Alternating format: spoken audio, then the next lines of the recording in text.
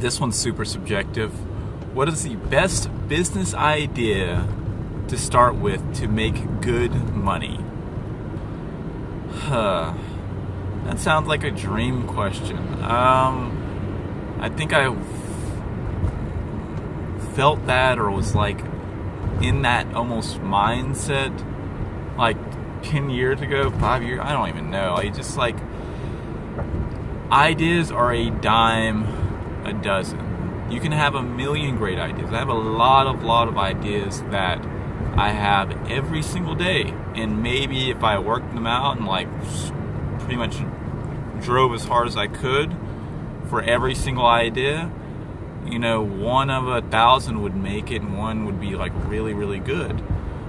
But the truth is, you can't just have an idea.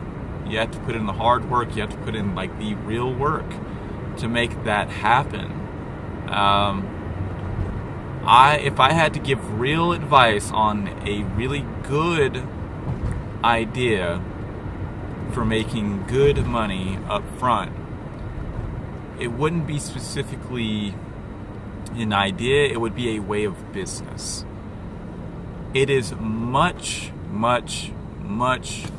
easier to provide an intangible asset than a tangible asset. Let me kind of deep dive and explain. So, when you do the work that I specifically do, I provide flyers, I provide logos, I provide films, I provide websites. All of those, minus like the printing of like a flyer or a poster, all of those are design assets or digital assets that don't technically cost me a lot of upfront money to create. They're just a matter of time, which time of course is money, so you kind of throw that in there as well. But I literally can send them over the internet to anyone, without having to go through UPS or FedEx or having to have a store to sell them with. When you sell tangible assets like t-shirts, like t-shirts or a car or a radio or anything that is physical, now you have to figure out your cost of goods. Now you have to figure out how cheap with quality can I make this asset, and then what can I get the profit margin on. So you're always buying something from someone else, materials, to be able to create your good, to be able to send off to someone else. And there's always going to be some sort of bottom line that you have to kind of cut out. Like you have to pay someone for that. Me personally, aside from maybe like a subscription to like Epidemic, which is music, maybe a couple of stock images or something like that, which are very low on cost if you in comparison to a lot of things, I technically take home the full profit of, whatever it is that I create. Of course you want to put money back in the business, investment, all that, blah, blah, blah, blah, blah. But I don't have almost like a middleman that I have to go through to create these assets that's taking a chunk of my money. So I'm already starting out good. I also can send most of the assets, most of the things that I do or that I create, I can send over the internet. I can send them to China. I can send them to Korea. I can send them to England in a matter of seconds because they're all digital. There's a lot of value in that. Also, people can interact and view the asset that I've created just right then and there. And yes, you can take a picture of your t-shirt and bam, there it is. And people have gotten so much more open with just buying by looking at a picture online because of Amazon, which is wonderful. But it used to not be that way at all. It's like, I need to see how that couch feels. And so you got to sit down on it. So if I were you, I would figure out some sort of service or system that is digital, that doesn't need to be created physically.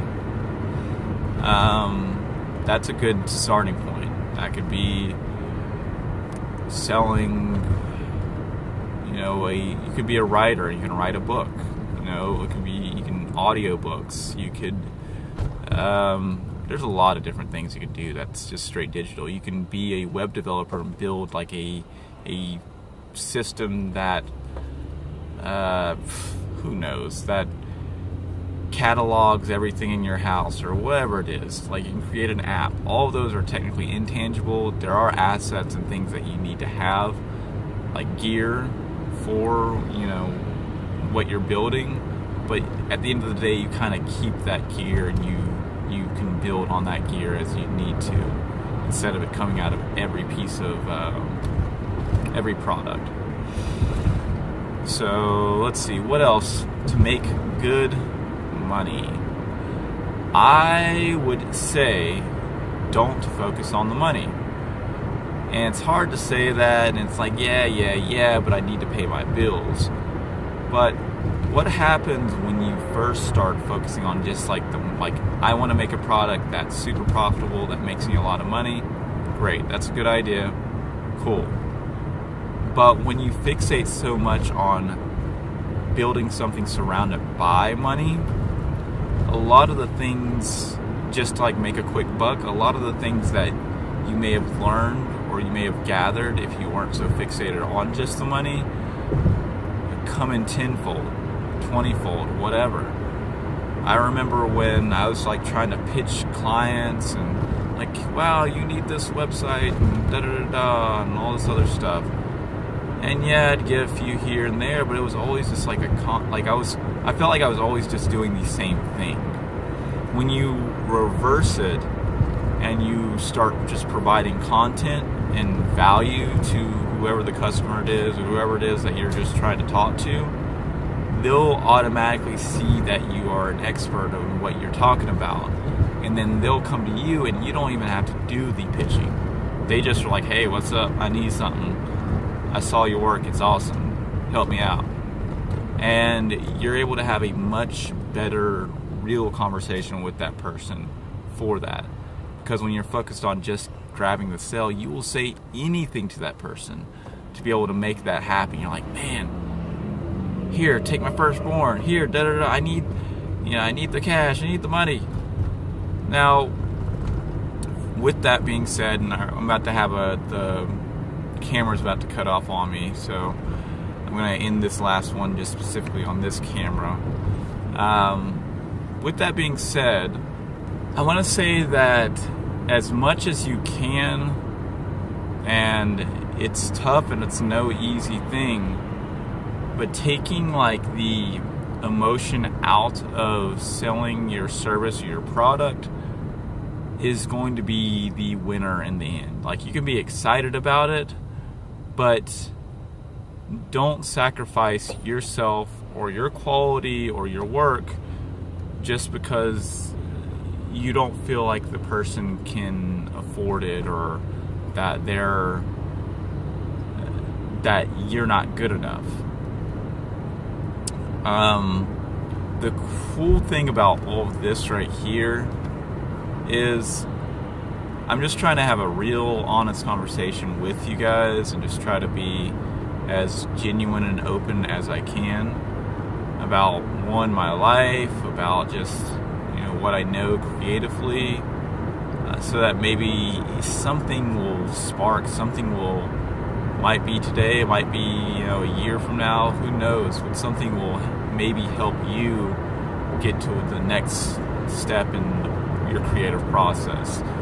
I know that I personally need daily motivation, like to just kind of get rolling and get moving. I'll have days where it's just perfect and there's days when it's not. So I definitely recommend, if you are trying to create a service that you want to be profitable, to start documenting the process. Let them know what it is, and it'll save you in the long run. And I mean it from the bottom of my heart. there's been so many connections and so many people that have kind of just reached out to me since I've started just doing this, and not think so much about like the what's in it for me. Like all this stuff takes time out of my schedule, and I want to like do more and more and more and all that, but at the end of the day there's not enough time to do every single thing or every idea that I have. But I think what keeps me on track, or I try to kind of keep myself on track, is focusing on the top few things that are actually important as you continue to build your business or grow your business. There's a lot of side adventures. Like if you're in Final Fantasy, any Final Fantasy fans out there, like this is, if you're like playing any sort of RPG game that like in an open world, there's a million side quests you can go on, and a lot of those are really fun and you learn a lot of stuff from that. But a lot of times it's not getting you, it's kind of distracting you from defeating the big bad boss or getting to it.